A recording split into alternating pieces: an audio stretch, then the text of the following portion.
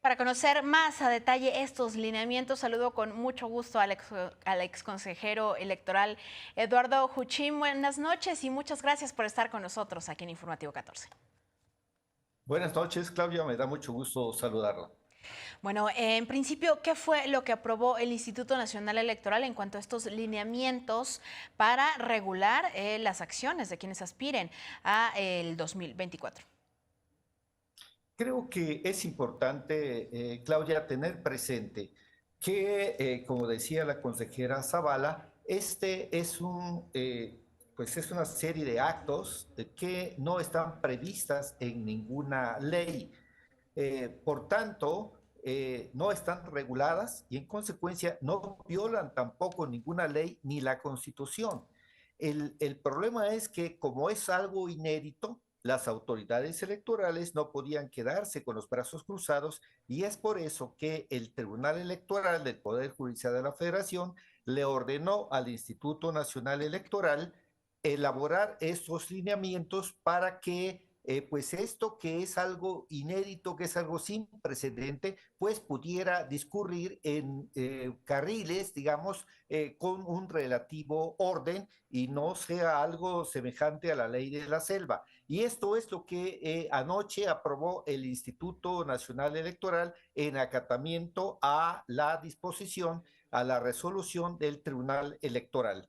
Y bueno, ya escuchamos los detalles y ahora la incógnita, Claudia, será saber si los anteprecandidatos en esta anteprecampaña van a acatar estos lineamientos porque si no lo hacen van a tener problemas y bueno, se dará una situación conflictiva que es indeseable porque ya de por sí estamos en medio de algo desordenado hasta ahora porque no está regulado y es algo sin precedente que no podía estar previsto en la ley.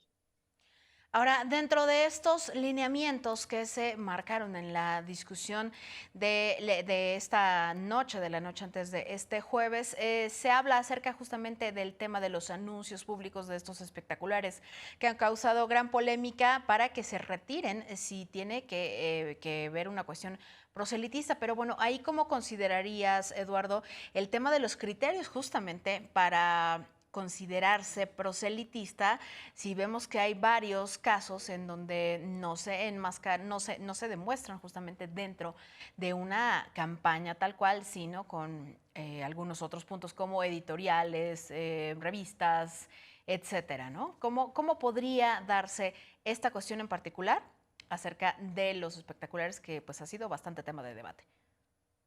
Esta situación que mencionabas de las revistas, Claudia, lo cierto es que es un artificio que han usado los partidos políticos para evadir las disposiciones que prohíben cierto tipo de publicidad como la de los espectaculares y las portadas de las revistas.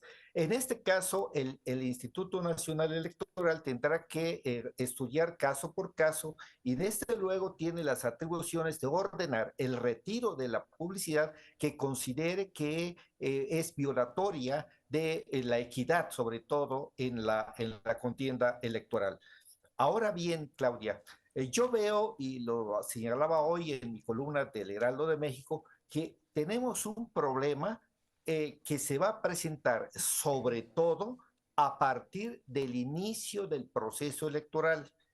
Lo que ocurra antes del inicio del proceso electoral no está regulado, no hay normatividad. Pero a partir de la primera semana de septiembre, cuando el INE declara el inicio del proceso electoral, ahí sí hay disposiciones muy claras sobre las etapas de pre-campaña y de campaña. Y el problema, Claudia, es que cuando el proceso electoral inicie, de acuerdo con los planes de los partidos políticos, tanto de Morena y aliados como del frente opositor, ya habrán definido o estarán a punto de definir y anunciar a sus candidatos, aunque no tengan ese nombre.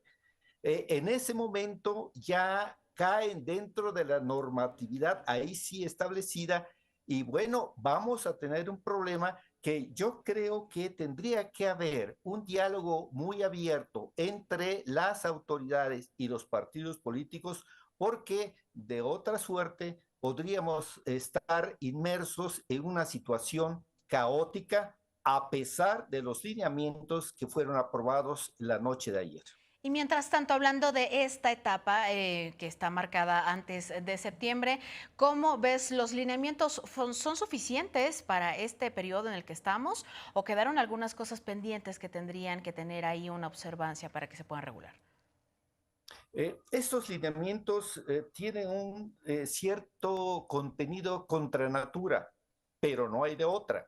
Digo contra natura porque lo natural es que los aspirantes a una candidatura salgan y hablen de asuntos electorales, de asuntos de plataforma electoral, y lo hagan con libertad. Pero esto no es así porque hay ciertas limitantes para que esto pueda darse en una situación pues sí es una precampaña, aunque en realidad es una ante-precampaña porque no cae, como decíamos, en los tiempos previstos. Es limitante, ciertamente, es justificadamente militante, pero para los anteprecandidatos, pues no les va a hacer ninguna gracia porque están como con una camisa de fuerza cuando lo que querrían pues sería libertad para exponer pues distintos aspectos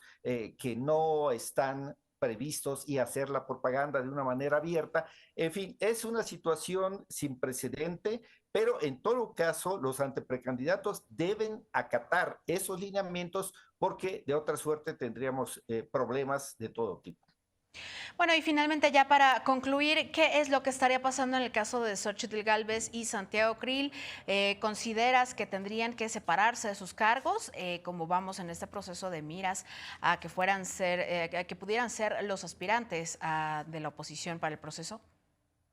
No se ha establecido esto en los lineamientos, pero yo creo que lo más correcto es que efectivamente, como ya lo hicieron los anteprecandidatos de Morena, tanto el presidente de la Cámara como la senadora Xóchitl Gálvez, como ya lo hizo Ricardo Monreal, por ejemplo, pues sí renunciaran a sus cargos para que no tuvieran esta doble personalidad, por decirlo de alguna manera, y pudieran actuar con mayor libertad porque el hecho de estar, por ejemplo, Santiago Krill presidiendo la Cámara de Diputados, pues es una función de Estado la que tiene. Él preside la Cámara y actúa en representación de la Cámara integralmente, no de una fracción o de su partido. Entonces, ¿cómo se concilia esto si está aspirando a la posición, aunque no se diga así, a la candidatura presidencial de su